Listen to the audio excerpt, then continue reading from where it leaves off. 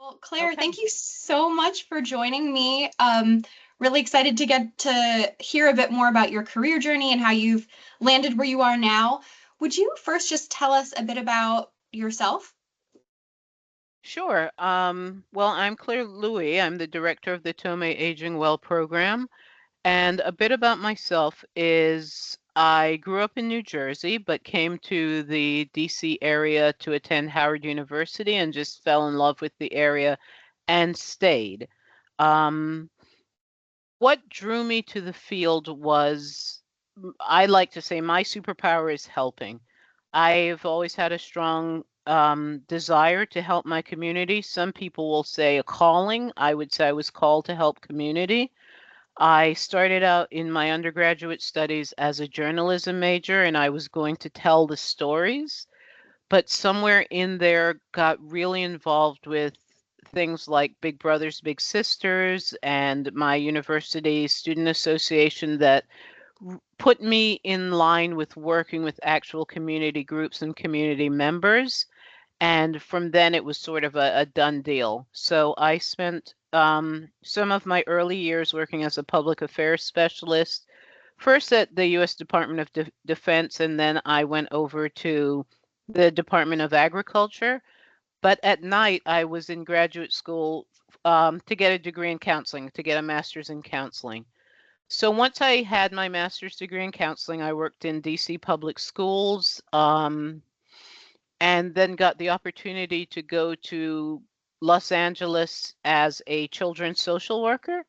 And so I went out to LA and spent 2 or 3 years out there, and then returned to the DC area where I worked again in public schools, and then got into child welfare. I had earned a certificate in child welfare while I was in Los Angeles and served as a foster care worker, as a child protective services worker, as, I like to say anything to do with keeping families together and supporting families, I did.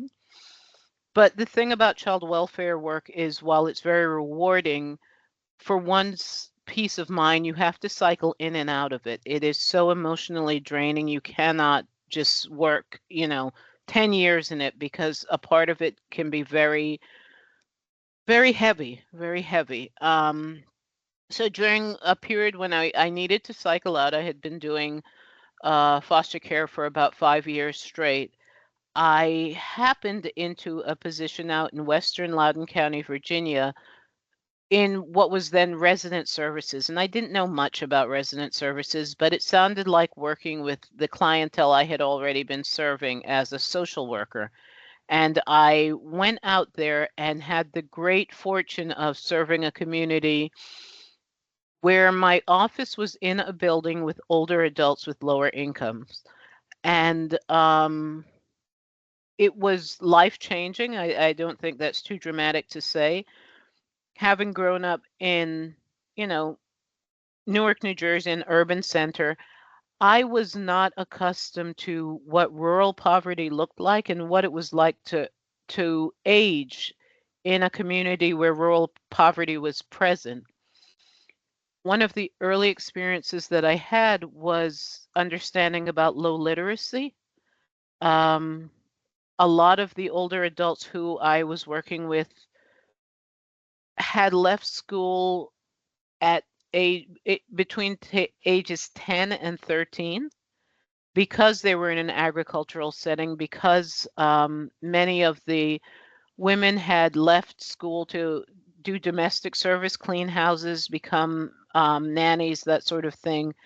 We had a high level of really low literacy, which humbled me and set me back, and really made me recalibrate the way you worked with older adults. I became really a champion of dignity. Um, I these were older adults who maybe could not read the letter they got from the Department of Social Services, but who knew more about making your way in the world than I ever would know. Um, and that's where my love of working with older adults really, really came from. Just the day to day. the life lessons. I knew everything about here's how we call and here's how we get your determination complete for your food stamps. And I know I'm a little long-winded, but Pauline, who passed away about 5 years ago, said to me on a particularly cold day, on days like this, when I would get to school, the teacher would have two buckets, one with hot water and one with cold water. And you have to think this is a rural setting. And I said, "Well, what do you mean?" And she said, "Well, first we had to walk, and it was a part of Virginia that had been segregated. So she said they had to walk about 3 miles through a field to get to the colored school, at that time, the colored school. And by the time they got there, their feet would be frozen." And I said, "Yes, I understand that, but why the hot and the cold water?" And she said, "You can't put frozen skin into hot water." And that has always stuck with me in my moments where I feel like I'm above it all. The humanity in that, and just imagining being a child, experiencing that on a daily basis just to get whatever limited education was available to you, really cemented for me that aging in community is not only necessary, it is mandatory, and it needs to always be with grace and dignity. So a very long answer to a very short question. No, no, that was incredible. Thank you for sharing all of that. And I think many of us who work in the field have had was it Pauline? Pauline. We've Mhm. all had those Pauline moments where a story or someone's life has just touched us in a way that drew us to this work and just highlights how important it is. And I absolutely agree with you. I think it's a calling. Um, and so I'm so glad that you found your way from lots of other very important work into aging services. We need helpers everywhere. So if you could describe your current role in one sentence, what would you say? My current role, I would say, I help the people who help the people by getting out of their way and letting them do what they do best.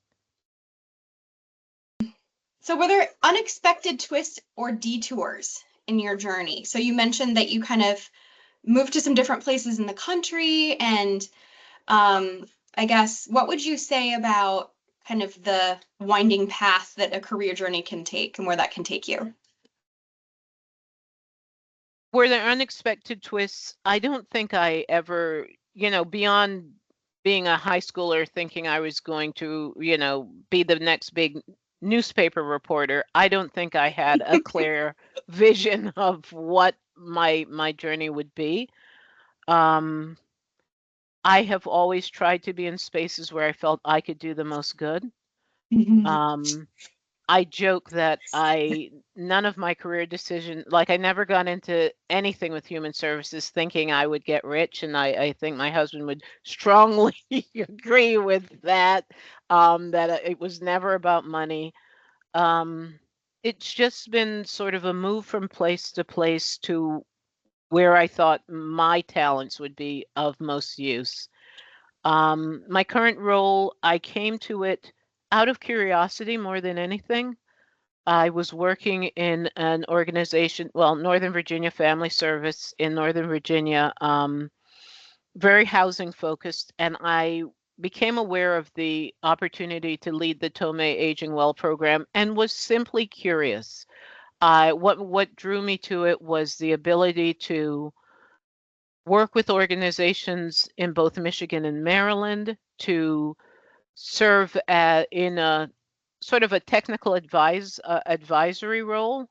And as it was described to me, the trust-based focus of it, I had been a grantee many times. I had, had all of the anxiety about the grantor, the quarterly reports and grantor visits and that sort of thing. And as the role was described to me, I was very attracted to the idea of leveling the playing field, um, making it truly a collaboration between grantor and grantee, um, really making an effort to be a source of information, a colleague who could help problem solve, and not a sort of not a record keeper, not requiring grantees to then, Stephanie DeCicciolo, who I worked with, has said many times organizations get grants, and then whoever gave the grant, there's the work you have to do for the grantor. The idea of trying to remove the burden of work for grantees was really appealing to me, and has been something I've most enjoyed about the position. Yeah, that aligns with everything you've shared so far of just wanting to be that helper and wanting to do good and making sure the people who are doing that work have the support they need. Um, so what's something about your work that people often must misunderstand or overlook? Uh, I would say as a grantor, and I'm coming from my own understanding as a former grantee, it's easy to imagine that the grantor's role is sort of it's kind of a cush job. You just sit back and you make these grants, and you come in and you say you're doing this right and you're doing this wrong, and you float off to the next thing. There is a lot behind the scenes. There is an incredible amount of work. As I said, with Thome, a lot of the admin burden is shifted to the Thome Aging Well team rather than to grantees. So after check-ins, there's a lot of we are writing up visits, we are writing up the check-in notes, we are making sure our records are up to date, we are monitoring budgets, we are making sure that budgets are spent down, we are doing internal work with our team to make sure that grantees are funded on time and that no processes take too long. And I think even as a grantee, it never occurred to me, wow, the grantor actually does a lot of work. It really isn't this like, you know, magic fairy who comes in and waves dollars and then goes back and I guess, I don't know, sits and sips nectar. I don't know what vision I had, but there is a great deal of behind the scenes work that goes into supporting all of the organizations. There's a lot to remember about each organization. Um, you know, again, just the process of making sure that money is flowing in a timely fashion. Um, so that's something that I know that I misunderstood, and I have a much better appreciation of and understanding of now. And the last thing I'll say is, having been in the grantor role, um, there are things that as a grantee I would do different now. One of the things is feedback. Mhm. I had occasion to sit with Earl Millette from Weinberg, and he said, everyone wants a grant, but like only 25% of people ever come back and say, I didn't get it. Can you give me feedback? Mm. And I thought, yeah, that really is something people don't tap into. As the grantor, you have read all of them, and you can't you have to be careful of legalities, but there's often constructive feedback that you can give organizations that not many people take you up on. And I get it. Writing a grant can feel very personal, and it can be very emotionally painful, especially if your organization really needed the funds not to be granted.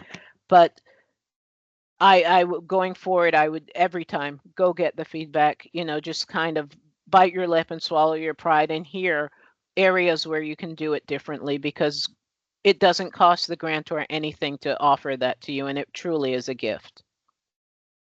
That's a really great point. And I'm sure being in the grantee role before you were in the grantor role, you just have a level of understanding and empathy for the grantees, I'm sure, as well. And I've experienced that working with you all. And so that's really good feedback to not be afraid to ask for that feedback.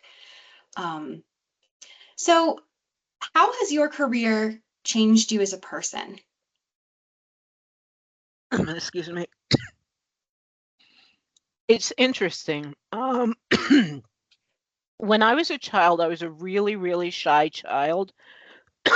excuse me, to the point that it was difficult for me to talk to adults who were not family members. Like painfully shy would be accurate. And my career has always been, it's counterintuitive. I've always put myself in roles where my job is talking. My job is going out and talking to strangers and not just talking, but building relationships with them and being curious about them and coming away with really strong bonds with them. And it's almost as if, the universe, call it what you will, gave me the opportunity to grow so far beyond that really shy, mousy little girl who I had a big sister, so I just hid behind my sister and I'd say, you talk for me. Yeah. And it has been a great opportunity to have a job that pushed me so far out of where I started and Mm, out of my comfort zone. And I am curious about people. And the other thing is, it has been the greatest gift to hear so many stories and appreciate so many different people in so many walks of life at their very best and at the very worst it can be. I've talked to people I remember being in LA County and talking to people in homes that, had more zeros behind them, the price tag, than I will ever earn in my lifetime, and being in jails and talking to people who were really at the lowest point they would ever be. And what I've taken from that is we're all people. We're all, like, it doesn't matter. We're all people just each day trying to make the best decisions we possibly can. yeah, that's so wise.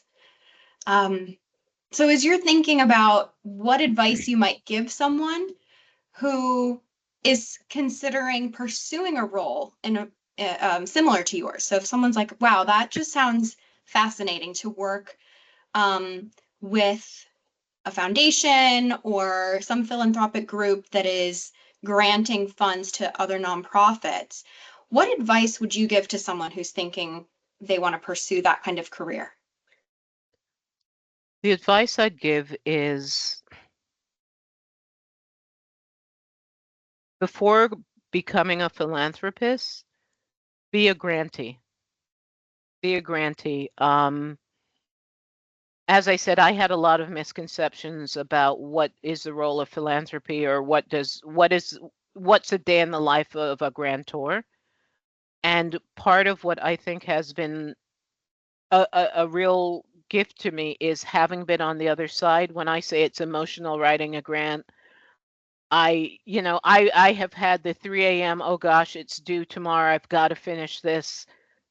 I've had the, oh, why did they make it in Excel? You can't write a narrative in an Excel spreadsheet. Maybe I can, like, how many abbreviations can I put because I'm over the count?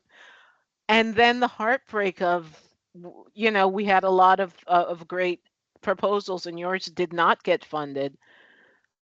That gives you a humility and a humbleness that you really need to be there to do this work. And so that when you approach a grantee, you have that in the back of your mind. You have had the site visits. Again, I was on site with older adults, and we knew which residents needed to go on a field trip the day the grantor was coming on site because they may say some unsavory things. Having all of that understanding, I think, helps me approach the work um, with knowledge that someone who maybe has not had that may not bring to it, and understanding. And when I say I really want all grantees to succeed, I truly mean it. I truly do want you to succeed. I want you to tell me what's not working so that we can work together on making it better. Um, so I would say be a grantee first, and then get into philanthropy, because Yes. that's the path it should take. Yeah, that's really great advice. Well, thank you, Claire. I so appreciate your time. I'm going to go ahead and stop the recording in a minute, Okay. but is there anything else we didn't talk about that you want to mention? I will just echo what Carmen Rokes and the Department of Aging and everyone has been saying, is that we're all aging. And I think it's so important that just the country writ large begins to pay attention to what will be a silver wave and what will, it's not going away. It's not going anywhere. It's not a trend.